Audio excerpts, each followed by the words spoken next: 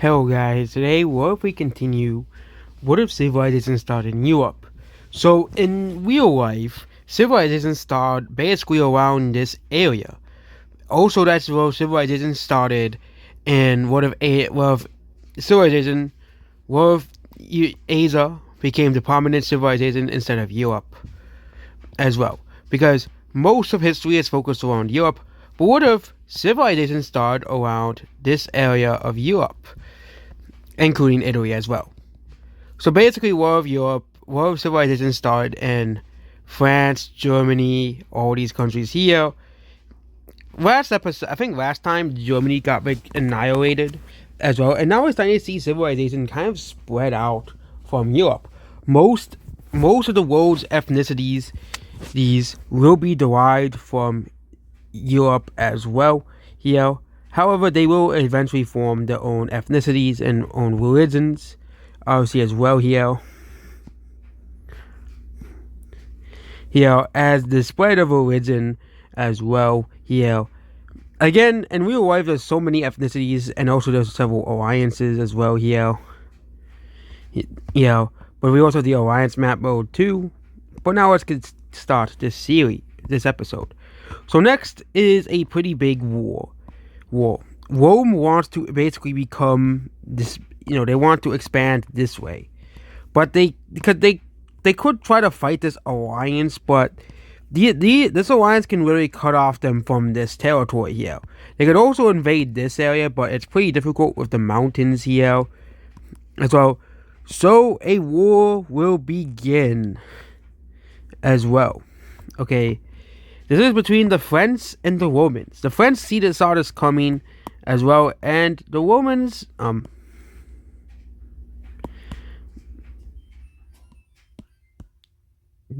start to invade France through the southern area here, and they actually make a little bit of ground. However, France is not a slouch. They are actually a pretty strong country as well, and they actually managed to get back they actually managed to occupy a lot of this area that is kind of, out of the way for Rome because of the mountains here. It was caused panic amongst the Roman kings, the Roman emperor, and of course the entire, Roman Congress, because, they were basically being beat back by the French, okay, up north, and they were actually kind of losing pretty badly up north. Romans are only doing pretty well over here, and the French are actually able to kind of stop them from going forward as well. However, the French have a secret weapon. So the French have been planning this for a while.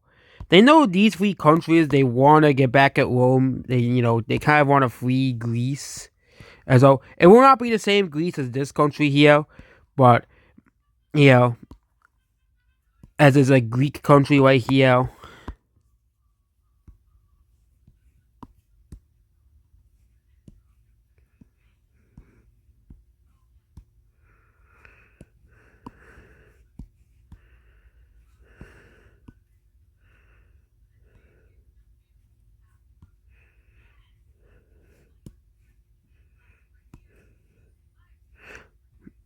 Oh, that's the alliance thing. However, these three countries, they kind of want to. The leaders of these three countries and France hold a meeting. They see that France is holding back the number one power, but they can't really for long. Okay, France is the number 3 power at this current moment. They're the number 3 power in the world as well. Also, we gotta finish this. We'll finish that area here. Yeah, but because India and China are not really big powers at this current moment, they are kind of smaller powers as well here. Basically, there's 5 power countries. Rome is number 1. Number 2 is Egypt. Number 3 is the France country. Number 4 is Poland. And number 5 is Spain. These are the 5, big, powerful countries. And they know France, though, however, France is a very smart country. These countries are not in the top 10 countries. However, with France's influence and power, these three countries, also we gotta fix this. These three countries all do a joint invasion of Roman Greece and Roman Anatolia. This catches Rome off guard. Okay. The Roman leadership is kind of like, whoa, what's going on here? As the plan to cut off the Balkan Peninsula begins as well. This country starts to send troops into these provinces, and this Bulgarian country starts to send in troops into the Balkans, and this Anatolia Turkish country starts to, send troops in as well. Okay, Roman leadership is panicking. Okay, we might be witnessing the fall of the Roman Empire as well. Not as great as the real Roman Empire, but this country is still pretty powerful. However, Rome has one trick up the sleeves. There is this country right here.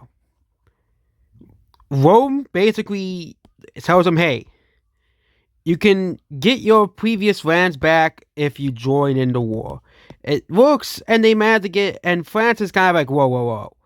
Brittany is now on Rome's side as well. This causes Rome to this causes the Roman country to kind of push back here as well. And they actually start to push back a little bit here. So they can focus on these front lines here. Well, the Triangle Alliance is pushed back to the borders, obviously, as well here. They were not anticipating this war would go the way it was. The Anatolian front, however, Rome is kind of losing that front, obviously, as well. And they're kind of losing that little front, this little area right here. This gray country is kind of destroying Rome as well. However, another country wants to take Anatolia. And yes, Egypt saw its side. This is going to be pretty bad news for France, but Egypt starts to invade Anatolia because they wanted to take Anatolia for a long time as well. And they basically start to invade this part of Anatolia as well here, invading this country right here. And this country basically says, hey, this country basically pieces out with Rome right here, and they basically pull almost all of the troops outside of Roman land. So Egypt is, of course, not working with Rome. They are, invading. This is a separate invasion. But they are this country is defeated. They've lost the war. However, Rome is not gonna go easy on these two countries. However, Rome gets Poland to join. Poland wants to basically invade this area here. So Poland sends troops here to basically destroy these little countries right here. These countries are gonna be destroyed basically by Rome. This country, this old Greek country also wants revenge, and they invade too. It's not looking too good for these countries down here, and they basically meet up with Roman areas here. Meanwhile,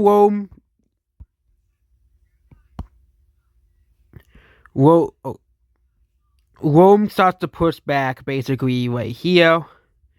Basically destroying these countries right here.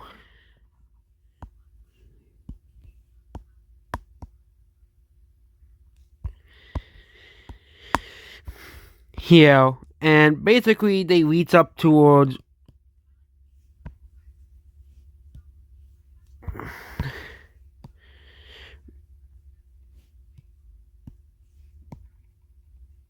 Roman troops kind of meet up with the Greek troops. And these countries are completely destroyed. But now France is now fighting against these two countries. Rome starts to invade southern France as well. They get towards the capital of France here. However, the Brittany country, they start to invade England, and they take basically over the rest of England as well. Here, they take over the rest of England. Yeah.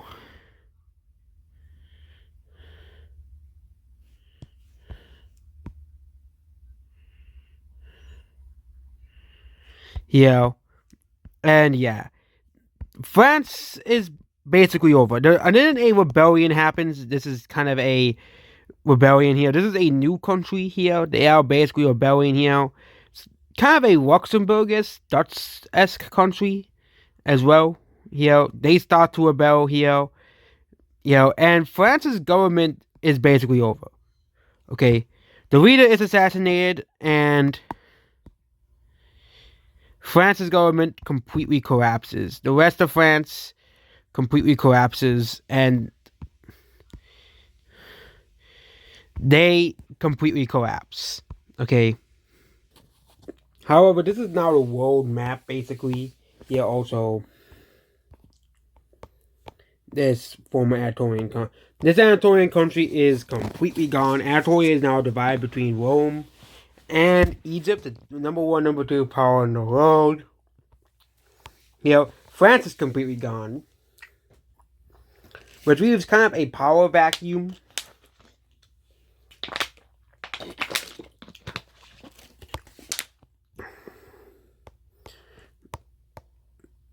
Also, that should not be there.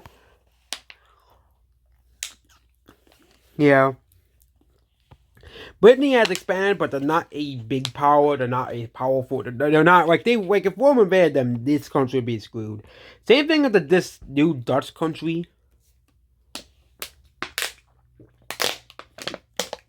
After they rebelled, and basically they gained their independence. Poland is now massive.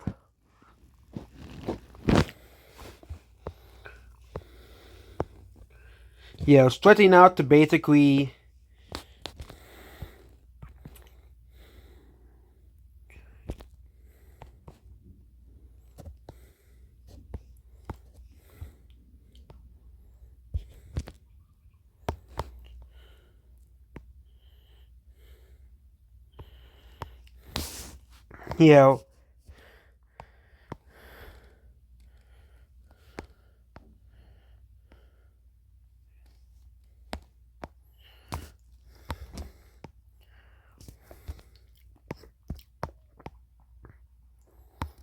and basically I'm just trying to strain out the borders here. Also basically we have to check the other map modes as well, because there's been updates to the other map modes. First is the religion map mode, which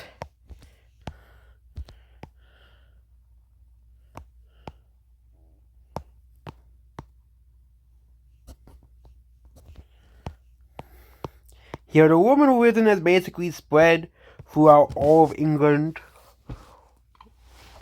And so the Roman religion is basically still the main, most followed religion in the world. As well, it is followed by many European ethnicities and also parts of North Africa. Also, there's one sect of the Roman religion, which is the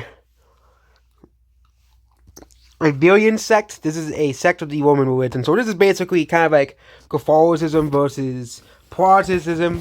They're basically the same religion, but they have like different like rules of the religion as well here. It's kind of like how Eastern Europe is Orthodox, and how we have Catholicism and Protestantism. Basically, they disagree with how the church is, and how basically what they use for worship. They have like different like rules and stuff, basically.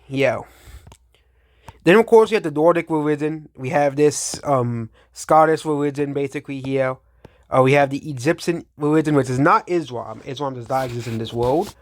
Also, we have the Indian religion, which actually the same color as the Egyptian religion. I just realized that. So I think I have to make the Indian religion a different color. I think orange is a suitable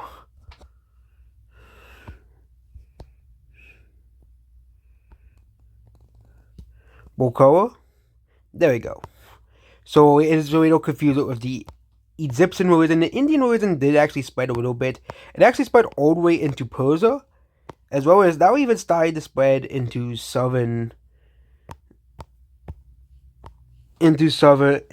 okay, it's not really spreading that far, but it is spreading into Persia, and then of course it's the Persian religion as well.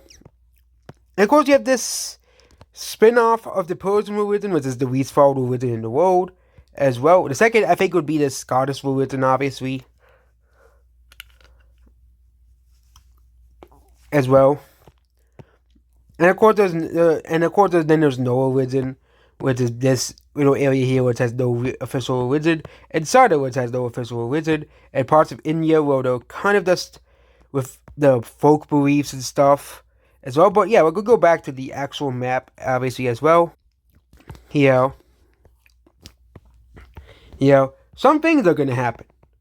First is the exploration of Russia. Russia has not really been explored all too much, and these countries start to fund a massive expedition into this land here because they say, hey, this land could be very valuable to us, essentially. And they explore all the way up, basically towards towards here, because I think there's like a mountain range here. Basically, they explore all of European Russia. So they explore all the way towards up here, and they kind of just give up. This little country here also explores a little bit, so they go like here as well here.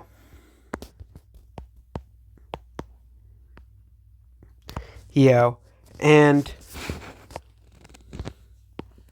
these countries are going to expand even further. So the Estonian country, however, a group of people from these two countries move over here. Actually, we're not going to do the expansion thing here. Here.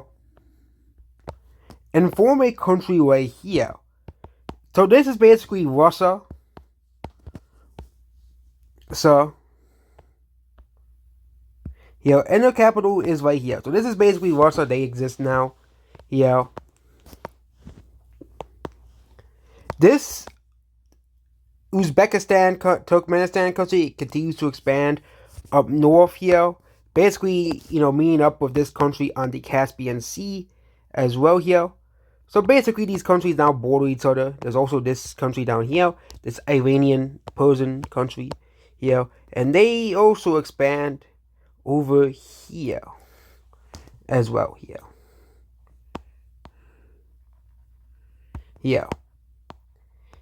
And in our time, the sea doesn't really exist anymore, but they do expand towards the LOC as well. And kind of like in the Asian erodes instead of Europe timeline, this country creates settlements across all of the LOC as well here, creating basically a civilization like this. And now let's get back to China. So China has not really expanded all too much. However, China is about to get a new rival. This is the Red Korean country, and they now exist. Basically, a bunch of people from India also arrive here. And they basically, also coming from like Europe, also arrive here into Korea. And they basically form a new country here. They have not discovered Japan yet here. And a third group of people arrive in southern China as well. They explore a lot of southern China. And this is kind of the old South Chinese country here. They exist too as well here. And they will form the capital around here. Also, a fourth group discovered Taiwan. And they colonized their whole island, create a new country here as well. Also, they discover Malaysia as well here, and they create a small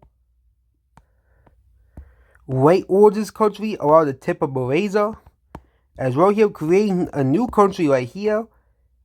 Yeah, and yeah, this is basically this is before the Dark Ages, and those countries now arriving in Asia now. You know, but what have happened in this country? New countries have arisen. Rome has expanded as well here. Also, this purple Chinese country is gonna expand too, as well here. They expand for the south here, as well here. Korea now exists.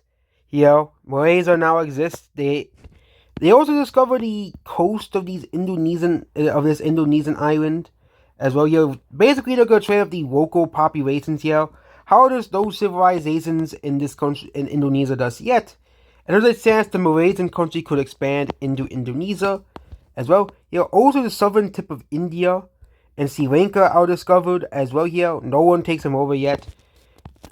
As the Indian country expands further south as well here. So the Indian country also expanded to Sri Lanka to basically extend their trades here towards the East Asian countries and Malaysia, which basically was established as a trading port. So basically, this basically is Singapore, but it's called Malaysia because this is just established as a trading post. These countries are not very strong, so there won't be anything coming out of them for this episode. But don't be too surprised if we do see wars in East Asia. Kind of like how we see wars in Europe almost every episode, as well here. Like who will Rome? Like the question is, who will Rome invade next? Okay, who will Rome invade next? Who will Rome take over next? Basically here,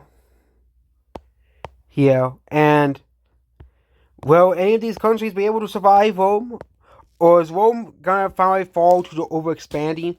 Because Rome is kind of reaching that entire area where they are overextending as well here. And like yes, they could take down Brittany. As I know, the real life Rome, they went across like the Mediterranean.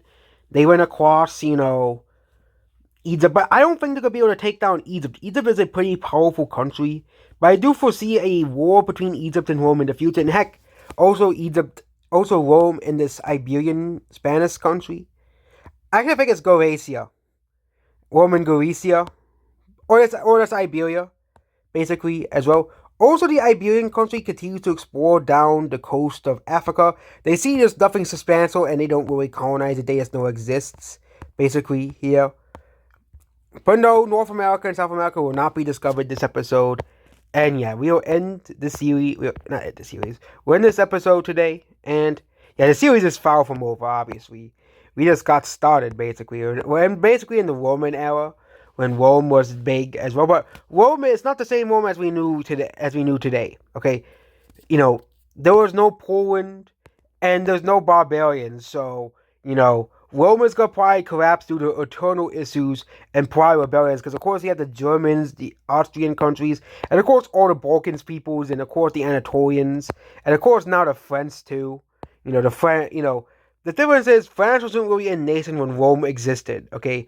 But Rome is basically occupying already existing countries. Kind of like how the Netherlands, they were occupied by France, but they regained their independence. It's not the same nation as it was before France occupied it. It's a different Netherlands, but still the same ethnicity and people and religion.